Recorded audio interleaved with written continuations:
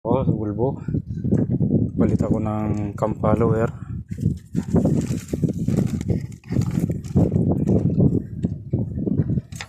Ito ang mga bago.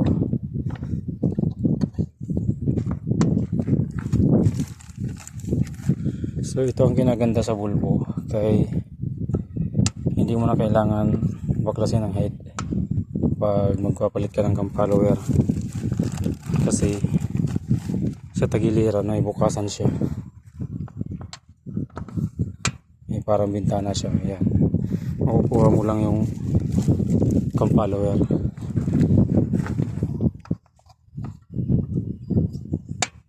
Ayan, kakabit ko na.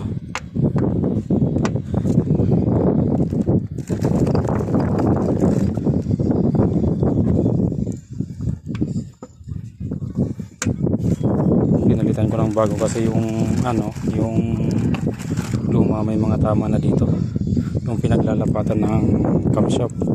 So itong cam follower ay napaka-importante nito. Dito, ito ang tumutulak ng pusrad para gumalaw ang rubber arm. Ngayon, ito rin ang lumalapat sa camshaft.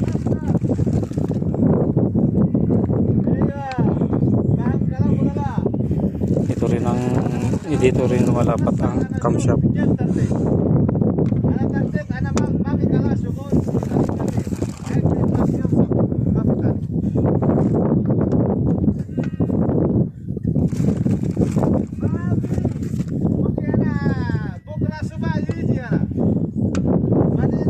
Ayan, nagabit ko na lahat yung cam follower bago. So yung mga luma niya is dito. Ito yung mga luma niya.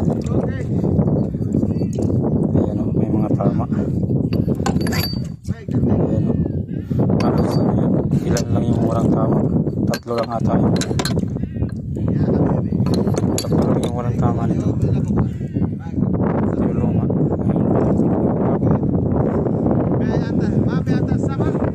So ito yung ano niya, dito yung pusrad.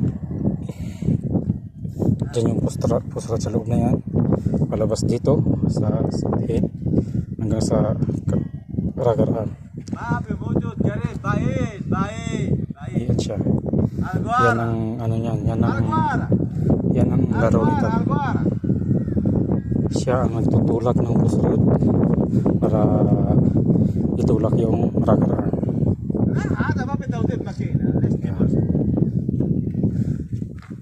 So ang cover niyan ito.